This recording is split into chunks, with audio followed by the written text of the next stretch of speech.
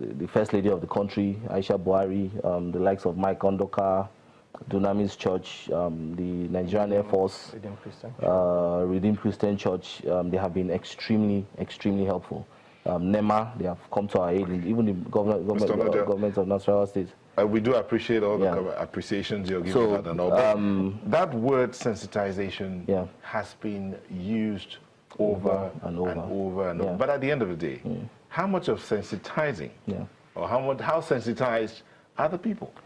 The honest truth is, even before this disaster, the moment we got the warning from NIMET, we did go on a massive orientation of the people.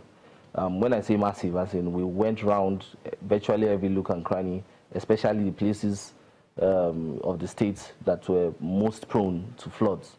And sorry, I'm sorry to butt in here, but what methods were you using? Were you using the town criers? Because I do know that the villages still have their town criers. We're using the town criers. We're using the radio stations. You have pamphlets printed. We used the radio stations. We used pamphlets. Harvest FM, Radio Benue.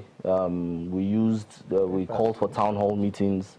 We used newspapers, both local and national dailies, just to inform people.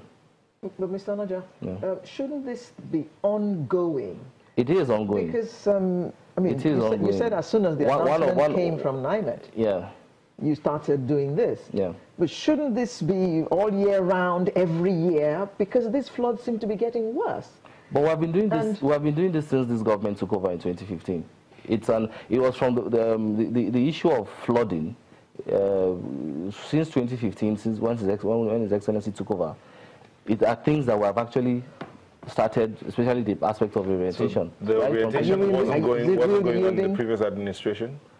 I have no idea. I wasn't in the previous administration. But you live in Benue, right? No, I don't. Okay, now I live in Benue. Okay. Dr. Itef, you live in Benue? I live in Benue. You've lived in Benue before, or you just moved to Benue? No, I live in Benue. So was there orientation going on even with the previous administration? Thank you so much. See, we are talking about reorientation. You are talking about attitudinal change, which the government is working on now. Because you need to begin to educate people and continuous education as you were talking about. You talk and talk and talk to people before it gets into them and they change. As we are talking about people building on drainage way or waterways, you can see that out of about 100% buildings or structures that are standing on waterways, up to about 70% of them doesn't have land titles. 70% of them doesn't have land titles. The few of them that have the land titles are the ones we are talking about, that it was done actually in error, that needs to be corrected.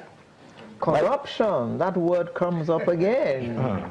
When we were talking about refuge dumping, the state has designated about 3 dump sites. For example, Makurdi Township, Makurdi Metropolis. We have a dump site at North Bank. We have one at Naka Road. Then there is one to Alede Road. 3 of them. And waste collectors, waste buckets are being located at designated places for refuge collection. Are the people told how to use them? Otherwise, they will just be decoration. No, they are well. A bucket, a refuge collector, like a bucket, if it's dumped and the enlightenment campaign has been met, that you are supposed to be dropping your refuge inside this bucket for onward delivery or conveyance to the dump sites. But some of them, when they come, they don't dump in. They prefer dumping this in their gutters. This is where we have been campaigning.